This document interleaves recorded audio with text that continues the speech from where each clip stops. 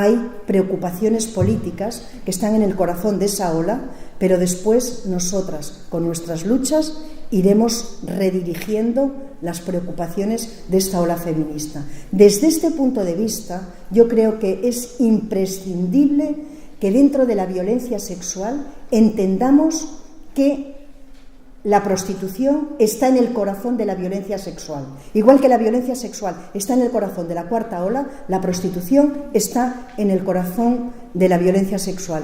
Como decía antes, que eso no te lo había escuchado, Amelia, unas pocas mujeres cada vez más están prostituidas, pero todas somos prostituibles. Este hecho, esta frase, expresa muy bien por qué una vindicación central del movimiento feminista para este 25 de noviembre, para el siguiente 8 de marzo, tiene que ser la propuesta de abolir la prostitución. La prostitución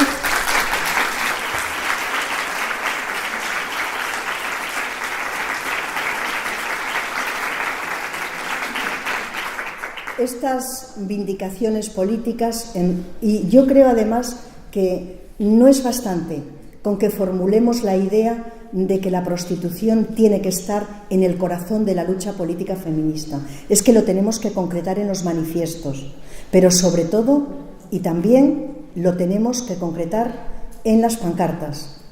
No podemos permitir que la propuesta política abolicionista sea convertida en un elemento marginal de la lucha política feminista, porque es un elemento central del poder patriarcal. Entonces no es posible que lo que es central y fundamental para el patriarcado lo convirtamos estratégicamente en un elemento marginal de la lucha feminista. Ya para terminar, que tenía alguna otra cosa más